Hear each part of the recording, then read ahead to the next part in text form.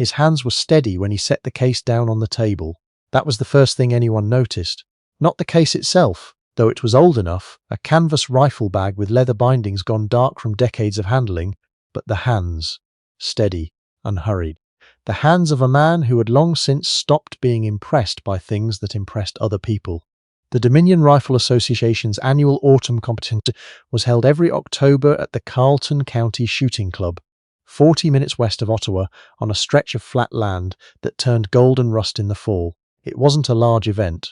Maybe 60 registered shooters, a handful of spectators, a few club volunteers running the scorecard table near the main clubhouse. The kind of competition where everyone knew roughly everyone else, or at least knew their rifles. Nobody knew the old man. He had signed in at the registration table at 8:15 that morning, printed his name carefully in the logbook, Ernest Lavoie, and paid the entry fee in cash. $20. He'd counted the bills out slowly, smoothing each one against the edge of the table before handing them over. The woman behind the table, a club volunteer named Patrice, told her husband about it later that evening. He looked like he'd been doing it forever, she said, like he'd been signing into competitions since before I was born, which, honestly, he probably had. Ernest Lavoie was 81 years old. He didn't look 81. He looked like a man who had been weathered the way good wood gets weathered, harder and denser than it started, the grain pulled tight.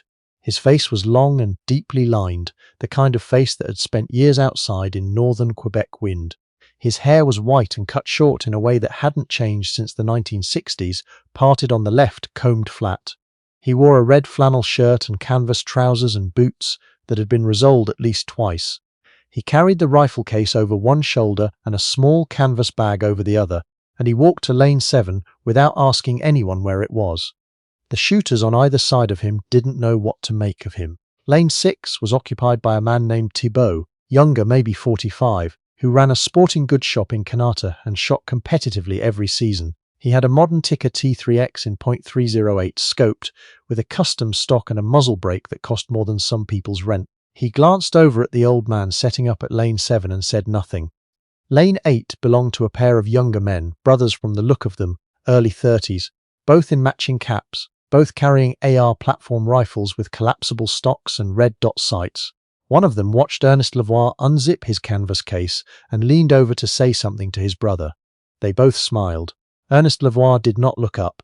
He laid the case flat on the shooting bench, unzipped it the rest of the way, and folded back the canvas flap. He reached inside and lifted the rifle out with both hands, the way you lift something that belongs to a specific category of objects. Not fragile, exactly, but requiring a particular kind of attention. It was a No. 4 Lee-Enfield.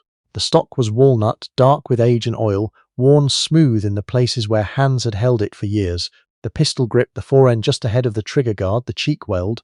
The metal was a deep, even blue-black with no pitting, no rust, no loss. Someone had cared for this rifle the way certain men care for certain things, not out of sentimentality, but out of respect for what a thing is and what it was made to do. The younger man in Lane 8 stopped smiling. "Is that?" he started. He didn't finish the sentence. He leaned forward and looked at the rifle in a way that was different from how he'd been looking at everything else. Ernest Lavoie set the rifle on the bench, opened his canvas bag and removed a stripper clip. 5 rounds. He looked down the range at the target frames, estimated the distance, 100 yards, which the range markers confirmed, and began loading the rifle. The clip seated cleanly.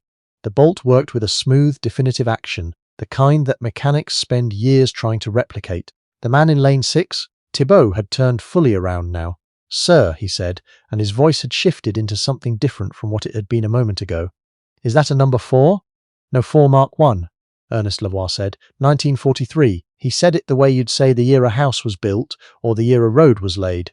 A fact, not a story. Where did you get it?" Ernest Lavoie looked up for the first time. His eyes were pale grey, and they stayed on Thibault for a moment in a way that was neither hostile nor warm, simply present. "It was my father's," he said. Then he turned back to the range, settled his elbows on the bench, and put 5 rounds into a group you could cover with your thumb. Nobody said anything for a moment after the last shot. The echo came back off the tree line at the far end of the range, and then there was just the smell of powder and the sound of the wind moving through the dry grass between the lanes. The young man in Lane 8, the one who had smiled earlier, set his rifle down without having fired it. Ernest Lavoie had grown up in a village called Saint-Zéphirin-de-Corval, which most people outside the Centre-du-Québec region had never heard of and couldn't have found on a map. His father, Aldéric Lavoie, had worked the same 160 acres of farmland from the age of 17 until the year the war came, when he set the work down and enlisted at the recruiting station in Drummondville without telling anyone in the family until the night before he left. Ernest was 4 years old that winter. He remembered his father's hands on his shoulders the morning of the departure. He remembered the cold of the kitchen and the smell of wood smoke, and the way his mother stood at the window with her back to the room. He didn't remember what his father said to him. He'd thought about it many times over the years, and he still couldn't recover the words. He remembered only the weight of those hands and the certainty, even at 4 years old, that something large and serious was happening. Aldéric Lavoie went overseas with the Royal 22nd Regiment in the spring of 1943. He came home in October of 1945 with a knee that never fully straightened again and a silence that lasted the rest of his life. He brought the rifle home in a canvas case he'd made himself from a tent section, with leather bindings he'd stitched one evening in the transit camp at Aldershot. He carried it through the farmhouse door, set it in the back of the bedroom closet behind his good suit, and a pair of boots he'd worn twice, and he never spoke of it to anyone. Ernest asked him about it once. He was 17. His father was in the barn, oiling the tractor, and Ernest had come in to help and somehow found himself asking the question he'd been carrying for years. Papa. The rifle. Aldéric Lavoie didn't stop what he was doing. He kept his hands on the tractor's engine casing, working the cloth slowly over the metal. She did her job, he said. That's all there is to know. Ernest didn't ask again. When Aldéric Lavoie died in 1981, he left the farm to Ernest's older brother, and he left the rifle to Ernest. No note. Just the canvas case with the leather bindings, set on the kitchen table on the morning of the reading of the will, with Ernest's name written on a piece of paper, folded and tucked under the leather strap. Ernest had driven back to Ottawa that night with the case in the trunk of his car. He'd taken it inside, put it on the workbench in the basement, and spent 3 evenings going over it, cleaning what needed cleaning, oiling what needed oiling, not restoring it. It didn't need restoration, just understanding it. Learning it the way you learn something that belonged to someone who never explained himself. He found, pressed between the cleaning rod and the side of the canvas case, a small slip of paper. It was folded twice. When he opened it, he found nothing written on it, just a faint impression, as if something had been pressed against it for a long time. He thought it might have been a photograph, once. He never knew. He put the rifle back in the case, put the case on the top shelf of the closet in the spare room, and he didn't touch it for 8 years. He wasn't sure, afterward, what had made him bring it to the Carleton County competition. He'd been shooting all his life. He'd served 22 years with the Canadian Forces, retired as a warrant officer, and spent most of his career as a marksmanship instructor at CFB Valcartier. He'd shot every kind of service rifle the Canadian Forces had fielded in his time, and a good many others besides. He knew what a rifle could do and what a shooter needed to do it. He had 3 provincial medals from competitions in the 1970s and 1980s in a shoebox at the bottom of the spare room closet under his father's rifle. He didn't shoot competitively anymore. His eyes weren't what they were. His shoulder bothered him in the cold. He had a modest pension, a townhouse in Nepean, a garden that he kept in the way his father had kept the farm, not for anyone else, not for any reason in particular, just because things wanted tending. He'd signed up for the Carleton County competition on an impulse he didn't try to explain to himself. He'd driven to the club on a Thursday afternoon, 2 weeks before the event, to look at the range distances and the target specifications. He'd gone home, opened the closet in the spare room, and taken the canvas case down from the shelf. The rifle looked exactly as it had in 1981. It looked, if he was honest, exactly as it had in every photograph of a No. 4 Mark I he'd seen from the war years. His father had maintained it through the 1950s and 60s and 70s, quietly, in the way he maintained everything he owned, with care and without ceremony. Ernest spent 4 evenings at his workbench. He went through the rifle carefully. He loaded 2 practice groups on the range behind the agricultural fairgrounds, 10 minutes from his house, where he had a standing arrangement with the landowner. The rifle shot cleanly, mechanically, without sentiment. The groups were tight.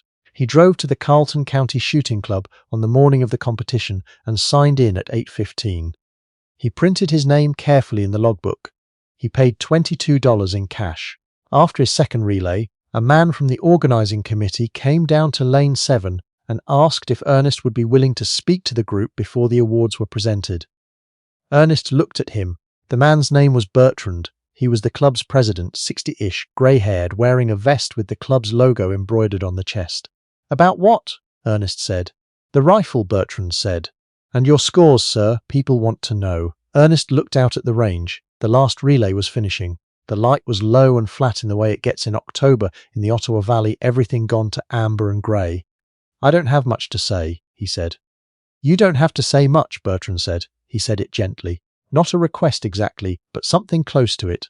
The kind of thing you say to someone you've recognized as belonging to a category of people who need to be asked carefully. Ernest Lavoie was quiet for a moment. Then he nodded. They gathered in the clubhouse afterward. Maybe 45 people, the shooters and the volunteers, and a few of the spectators who'd stayed. There was coffee, and there were sandwiches on a folding table near the window. The awards were given first. Ribbons and a few plaques. The names read out by Bertrand from a sheet of paper. Ernest Lavoie placed second overall. He was the oldest competitor by roughly 25 years.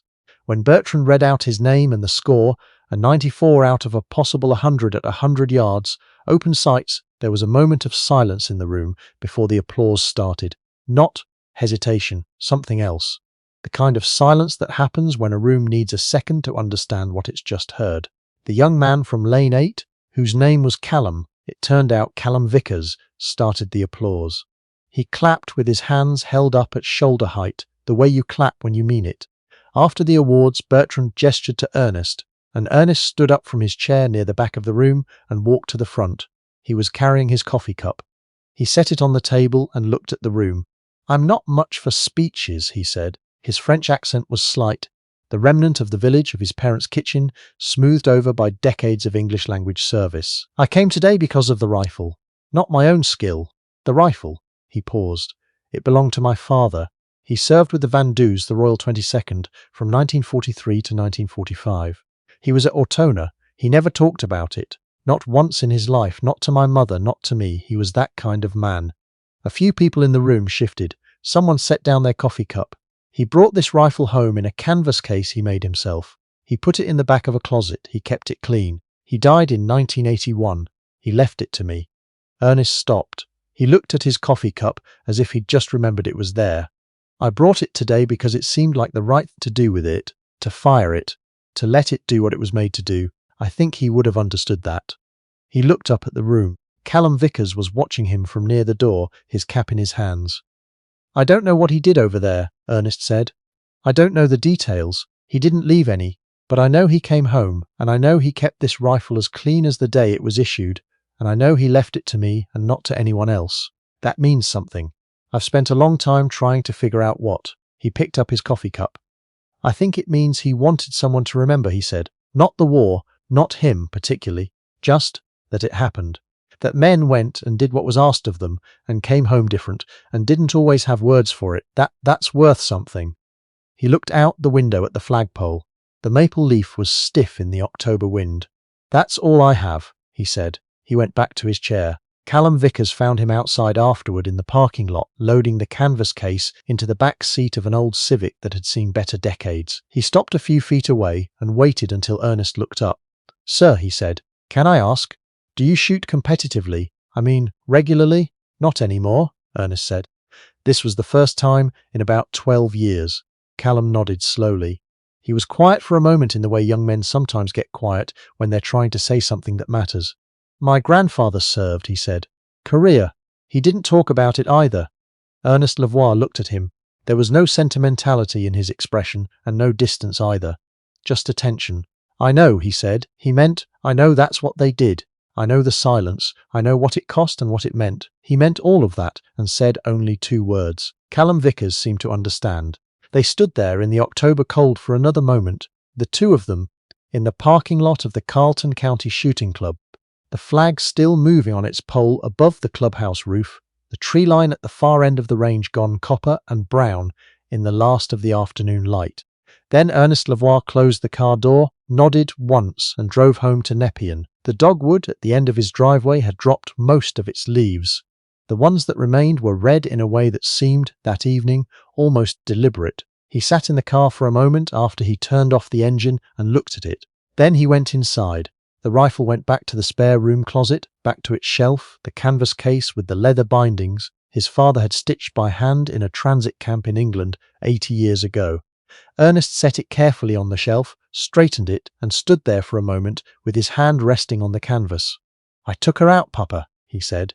He turned off the light and closed the closet door and went to make himself supper. If you know what it means to carry something that someone you loved never explained, type the word remember in the comments. Just that one word. That's enough.